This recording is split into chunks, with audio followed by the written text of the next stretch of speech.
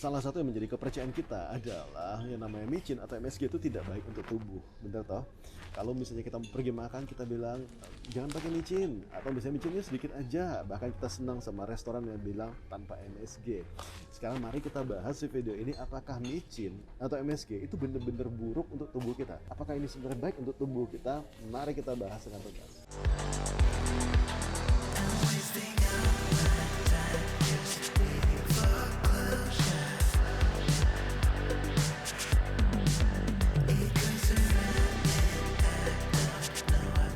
Ketika ada pandangan negatif bahwa micin atau MSG itu sebenarnya buruk untuk tubuh, sebenarnya dari mana datangnya? Ternyata datangnya dari tahun 1968 ketika seorang dokter makan di restoran Chinese. Lalu ketika dia pulang dia merasa nggak enak badan. Jadi misalnya seperti tangannya keringetan gitu, gelisah seperti itu. Lalu muncullah yang namanya Chinese Restaurant Syndrome atau Chinese Food Syndrome. Dan dipercaya bahwa efek micin yang ada di masakan tersebut yang membuat menjadi seperti itu. Tapi apa memang benar-benar seperti itu? Mari coba kita tanya kepada orang-orang. Jelek ya menurut aku ya. Soalnya anak-anakku juga semua nggak aku kasih micin gitu. Kurang sih ya. Kurang ya, nggak sehat sih, tapi enak. Tapi enak. Micin itu bagus sebenarnya buat masakan ya, jadi masakan menjadi lezat. Tapi jeleknya kalau kebanyakan makan micin ya bisa batuk juga gitu kan, tenggorokannya sakit. Untuk mempelajari baik atau buruknya micin atau MSG, mari kita mundur sebentar ke sejarah, balik ke tahun 1908. Ada seorang pria bernama Kikunae Ikeda. Dan ketika itu dia sedang makan, dan ketika dia dihidangkan makanan oleh istrinya, dia merasa, kok rasanya enak sekali, rasanya seperti lidah itu bisa menari-nari. Seperti ada ledakan rasa di lidah. Kemudian dia mencoba mencari tahu dari mana rasa enak ini, bisa atau tidak diduplikasi. Nah kebetulan dia adalah seorang ilmuwan dan kemudian dia berusaha di labnya mencari tahu dari mana sebenarnya sumbernya. Dan ditemukan, akhirnya dia bisa menemukan satu buah bahan yang namanya adalah glutamat. Ternyata glutamat ini yang bisa membuat makanan menjadi jauh lebih enak. Maka dia mendirikan satu buah pabrik yang bernama Ajinomoto. Ajinomoto, dari bahan alami untuk kelezatan sejati. Ketika micin pertama kali ditemukan oleh Kikunae Ikeda, dia menemukan bahwa micin ini mempunyai satu rasa yang unik, rasa yang berbeda sendiri, yaitu rasa umami atau rasa gurih. Karena sebelumnya kita mengetahui ada 4 rasa, pahit, manis, asam, dan juga asin. Nah, ketika kita mencampurkan micin kepada makanan yang manis, misalnya Anda mencampurkan micin ke dalam es krim, Anda tidak akan mendapatkan rasa berbeda. Atau misalnya Anda mencampurkan micin ke dalam orange juice yang berasa asam, Anda tidak akan mendapatkan rasa berbeda. Tapi ketika Anda memasukkan micin ke dalam makanan yang rasanya gurih, seperti misalnya asin, Anda akan tiba-tiba mendapatkan rasa yang berbeda. Sekarang saya sudah ditemani dengan Pak Didik. Pak Didik ini dulu bekerja di pabrik pembuat micin, pembuat MSG. Iwan kalau nggak salah ya Pak ya? Ya.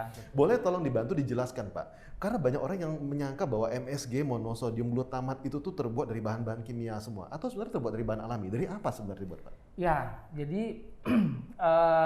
orang kenal vetsin ya. Vetsin. Vetsin itu adalah sebenarnya rumus kimianya itu terdiri dari asam glutamat, ya, asam glutamat dan garam sodium. Ya, kalau itu direaksikan menjadi monosodium glutamat. Ya. Lalu dipastikan bahwa asam glutamat itu adalah asam amino.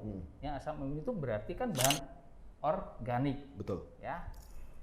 Nah, kalau cara memproduksinya itu asalnya dari mana? Nah, asam glutamat itu sebenarnya bisa diproduksi dengan cara memfermentasi gula yang dilakukan oleh bakteri asam glutamat. Nah, sehingga gula tadi akan dirubah ya menjadi asam glutamat. Itulah yang menjadi sumber pembuatan vetsin. Jadi bahan utamanya sebenarnya adalah dari gula ya, bukan dari Dari bahan gula. kimia ya. Gula tapi yang difermentasikan. Iya. Ketika sudah tahu bahwa MSG itu ternyata terbuat dari bahan-bahan alami, maka saya penasaran, ada juga nggak bahan lain yang ternyata mengandung glutamat? Ayo kita pergi shopping. Bahkan ketika saya berbelanja bahan-bahan makanan natural begini, ternyata semua mengandung glutamat. Ada susu, kemudian ada jamur nih, mushroom, terus ada sosis, ada udang, sapi, terus ada kacang juga, ada jagung, ada kentang, tomat, dan juga ayam. Karena glutamat ada di mana-mana, di begitu banyak makanan, apakah glutamat itu sebenarnya baik atau buruk bagi tubuh kita? Dan ternyata glutamat itu mempunyai fungsi yang sangat baik. Jadi untuk otak kita, supaya neuron-neuronnya bisa bekerja dengan baik, supaya otak kita bisa berpikir dengan baik, itu butuh glutamat. Tubuh kita itu juga butuh glutamat. Dan pertanyaannya adalah, apakah tubuh bisa atau tidak membedakan glutamat yang berasal dari micin atau yang berasal dari makanannya fresh yang langsung? Ternyata tidak. Ternyata tubuh memprosesnya sama saja. Tubuh menganggapnya sama saja. Fungsinya ternyata sama saja. Dan ada satu buah penelitian yang menarik, dilakukan satu buah penelitian terhadap para tikus-tikus, baik tikus jantan maupun tikus betina. Ternyata tikus-tikus yang diberikan glutamat hidupnya lebih panjang, umurnya lebih panjang. Oke? Tapi tentu saja penelitian ini belum dilakukan kepada manusia. Ya. Jadi ternyata terbukti bahwa hidup mereka tuh lebih baik. Apakah selama ini kalau kita umurnya belum panjang kita kurang makan micin? Kalau misalnya MSG memang ternyata baik untuk tubuh kita, lalu kenapa ada yang namanya Chinese Restaurant Syndrome, Chinese Food Syndrome? Kenapa ada orang yang ketika habis makan di restoran Chinese misalnya, kenapa mereka mulai misalnya merasa pusing atau yang lain seperti itu? Ternyata yang paling mengganggu bukan MSG-nya, tapi jumlah minyak yang ada di sana, jumlah garam, jumlah gula yang ada di makanan. Itu yang paling perlu kita waspadai. Itu sebenarnya yang benar-benar memberikan pengaruh buruk bagi tubuh kita. Kalau misalnya kita tidak pakai micin, maka kita pakai apa? Penggantinya adalah garam. Bagaimana dengan garam? Apakah ini bagus untuk tubuh kita? Mana lebih sehat? Kayaknya dua-duanya enggak juga ya. Dua-duanya enggak juga ya. Lebih sehat garam. Garam ya, oke. Garam sih, karena garam sebagai pengobatan buat tenggorokan juga bisa. Kayak garam Himalaya gitu. Ya. Kesehatan garam daripada micin. Ternyata begitu banyak orang yang tidak tahu bahwa garam itu dalam jumlah yang banyak ternyata tidak baik untuk tubuh.